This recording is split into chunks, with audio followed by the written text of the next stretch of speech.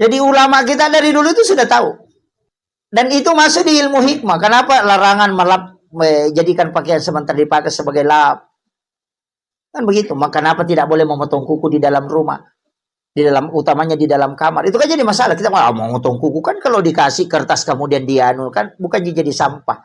Ternyata yang kita tidak lihat itu ada jin yang dibawa kuku. Ketika kuku lepas, jinnya tinggal. Itulah yang membuat tempat itu panas. Makanya ada orang biasa itu tidak bisa tidur di kamarnya. Itu karena jin kuku. Makanya kita dianjurkan berwudu dulu baru motong kuku. Supaya jinnya itu lepas. Makanya ilmu-ilmu seperti itu susah, Pak. Kalau mau dibicarakan dalil, berat itu. Karena kita, kalau fikih itu kan masalah hukum. Dia tidak membicarakan hikmahnya. Maka daging babi itu haram. Pokoknya haram, selesai. Nanti yang dia cari, kenapa haram? Oh ternyata misalnya mengandung cacing pita. Hikmahnya itu. Baru didapat. Begitu.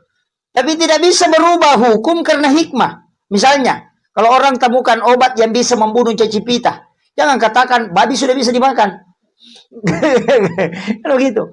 Makanya ini kan yang banyak sekarang. Yang ketika orang pelajari agama, kemudian dapat hikmahnya, dia sudah bisa blok itu, langsung dia mengatakan agama tidak ini. Oh, itu jadi masalah. Agama tetap agama. Itu cuma bagian dari manfaat yang diturunkan oleh Allah.